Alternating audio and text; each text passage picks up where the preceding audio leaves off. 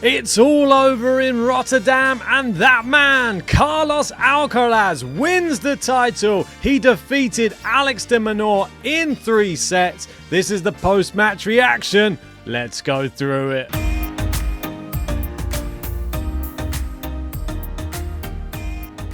That's right, and before we go anywhere, make sure you've smashed a like and subscribe to the channel. Let's get stuck into it. It is Carlos Alcaraz winning yet another championship, and this time in Rotterdam, his first ever indoor hard court championship as well. What an outstanding performance it was, and he was tested. I thought he would be tested as well because he is up against one of the best players on indoor hardcourt in Alex De Minaur. And it was 6-4, 3-6, 6-2. And it's the first title of the year for Alcaraz. Obviously was disappointed to go out in Australia, losing to Novak Djokovic in that quarterfinal matchup. But he's come back with a bang. His 17th career title, first ever on indoor hardcourt.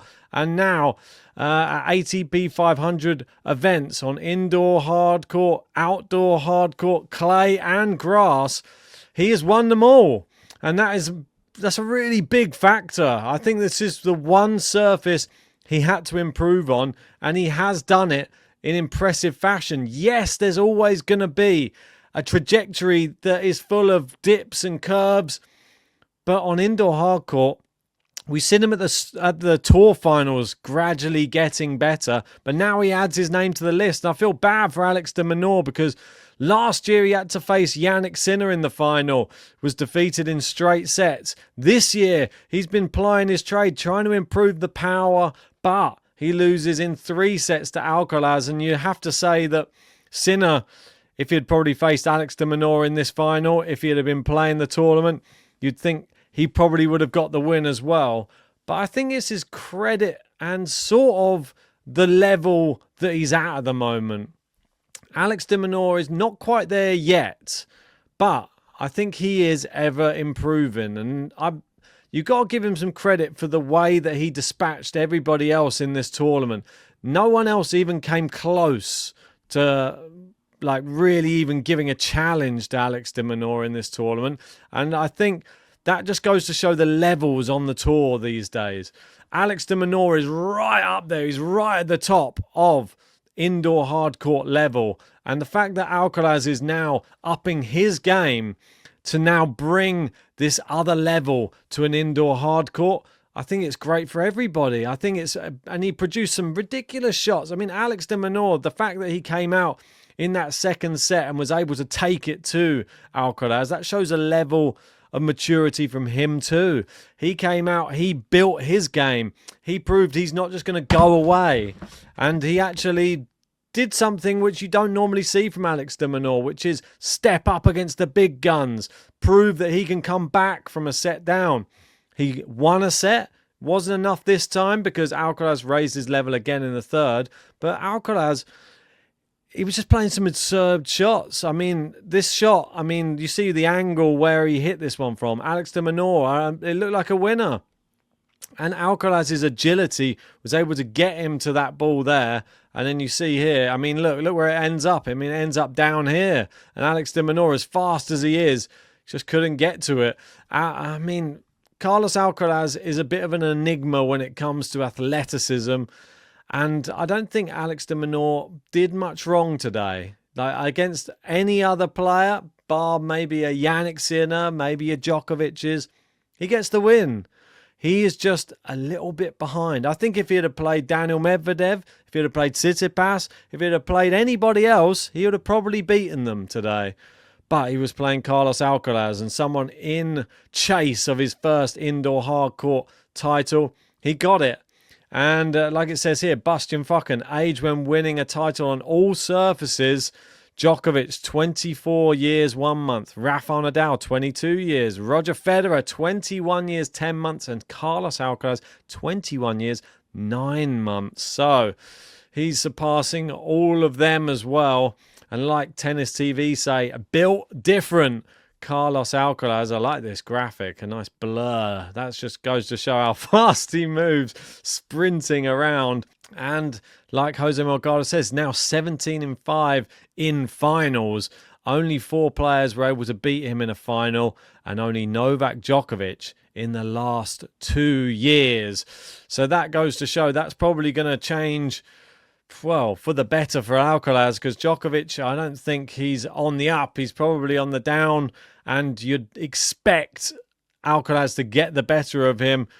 If not this year, probably in the years to come. Djokovic surely can't keep up the level in the future. But it's just impressive. I mean, Carlos Alcaraz, he's younger than the likes of Jannik Sinner, and he's always improving on all the surfaces. So you'd expect this year, after last year, I say disappointment, he won Wimbledon and Roland Garros, but he'd still be thinking, I'm a bit disappointed with my hardcourt form.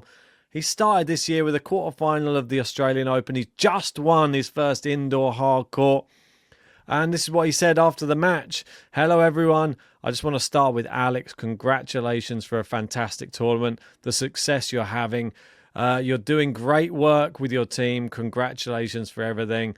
I'm always wishing you all the best. Happy to see you at the top of the top. Yeah, and he really is at the top of the top, Alex De Minaur. You've got to remember, despite the disappointing result against Jannik Sinner at the Australian Open, and despite losing here in this final, he is still trying to make the improvements to get to the top of the sport. And that's the one thing you haven't seen from some of the other players. I think you've seen a bit of a decline with your Tsitsipas's, with your Medvedevs, with your Rublevs. No, the innovation isn't there.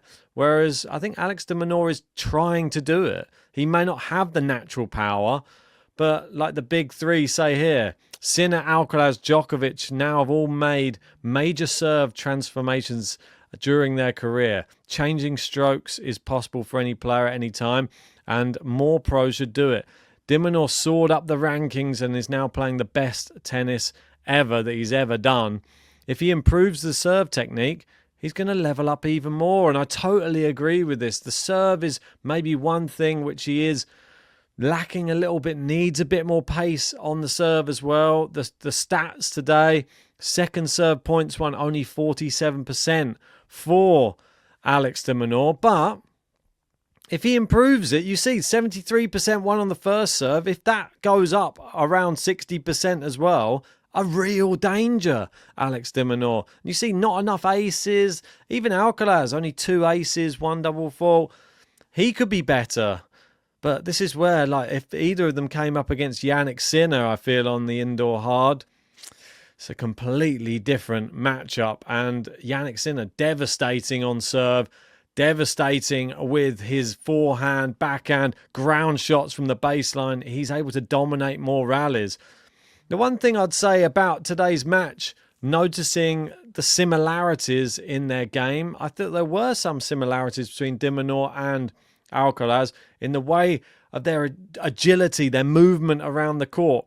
The only thing I'd say that I noticed that was maybe different in the favour of Carlos Alcaraz is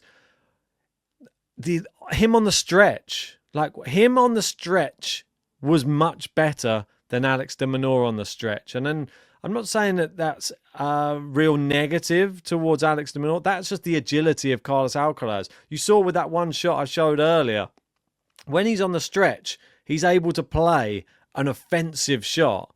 And I think that was the difference today. Him on the stretch was much better than Alex De Minaur on the stretch. And maybe that's something he's got to work on. Maybe he's got to work on some power in a stretch position to be able to hook a shot cross court rather than just get to the ball. That's not quite enough.